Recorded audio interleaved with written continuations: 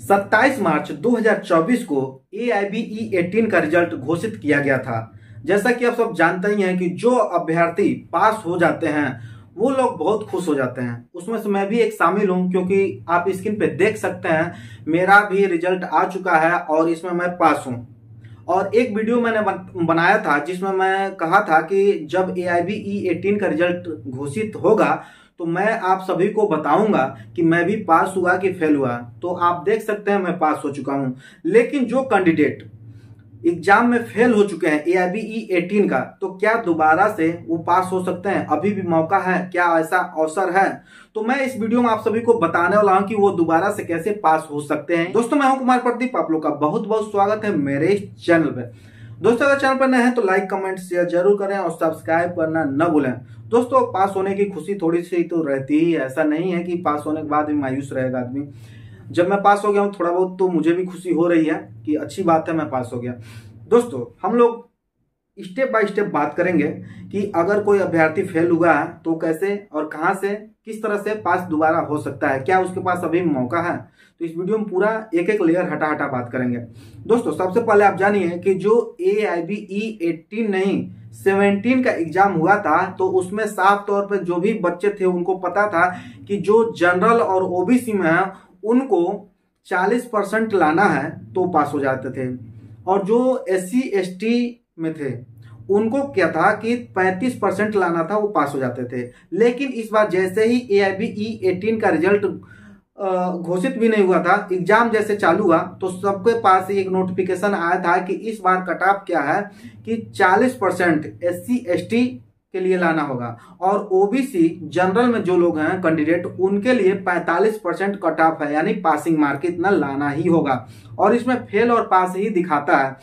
तो समझ में आ गया कि इस बार AIBE 18 में इतना परसेंटेज लाना होता था। ठीक है, जैसे ही हम लोग एग्जाम दिए 10 दिसंबर 2023 में, तो उसके कुछ दिनों के बाद फाइनल आंसर की आ गया था। ठीक है, तो हम लोगों ने मिलाया, तो जैसे ही हम लोग मिलाए, मैं भी मिलाया था, तो उसमें मैच हुआ था, मेरा परसेंटेज बढ़िया अच्छा था, 55% से ऊपर आया था मेरा। ठीक है, तो मुझे लगा कि मैं पास ही हूं, तब से मैं शांत हो गया। बहुत ऐसे बच्चे मुझे कमेंट करते थे वीडियो में कि सर मेरा 37% है, कि कोई कहता था 38% है, कोई 40%, तो क्या मैं पास हूं कि फेल हूं? तो मैंने कई लोगों का रिप्लाई भी किया वहीं पे। ठीक है, तो वो रही बात कि हम लोग एग्जाम देने के बाद आंसर शीट जब आया था तो हम लोग उससे मिलान किए थे।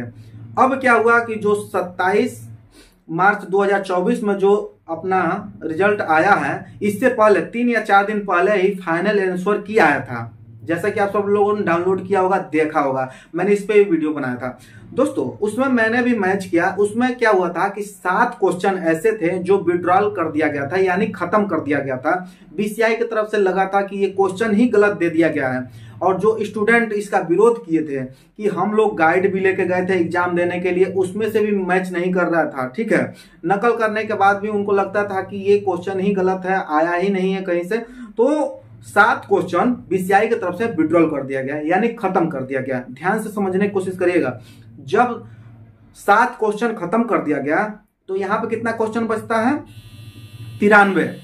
अब क्या है कि 93 क्वेश्चन में से ही आपको 45% जनरल और OBC को लाना था। ठीक है, और SC ST में जो लोग थे उनको 40% लाना था। कितने में से? 93 में से।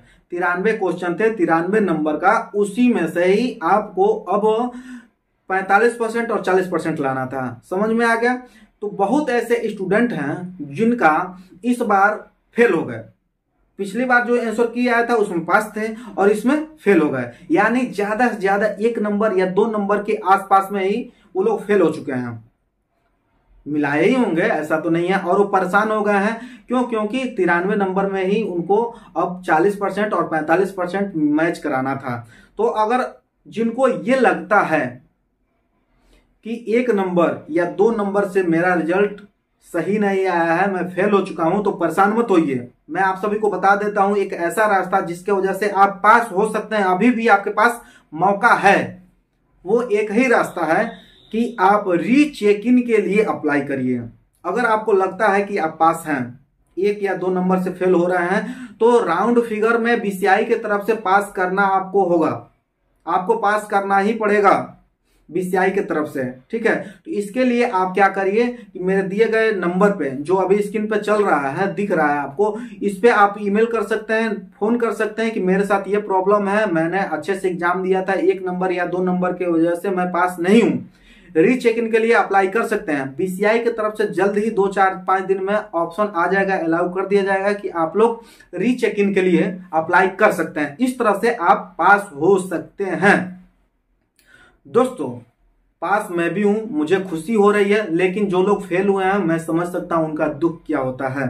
फेल होने के बाद बहुत सारे इंसल्ट होते हैं, क्योंकि काबिलियत कितना हो भी हो आपके पास, ये कोई मायने नहीं रखता है कि आपके अंदर कितना टैलेंट है, कितने आप काबिल हैं, क्या आप जानते हैं। अगर फेल हो गए तो सोसाइटी में भी बदनामी होती है, अपने आप में शर्मिंदगी होती है, क्योंकि आप एक लॉ ग्रेजुएट स्टूडेंट हैं, एलएलबी कर चुके हैं, आप वकालत कर रहे होंगे किसी भी कचहरी में बैठ करके। लेकिन अगर आप AIBE 18 में फेल हो गए हैं तो ये शर्म की बात है। और उसमें से भी शर्म की बात यह है कि आपको मिला था मौका गाइड लेकर के जाने का, ओपन बुक करके आपने वहां एग्जाम दिया, नकल करने के बाद भी अगर आप फेल होते हैं तो ये शर्मिंदगी की बात है।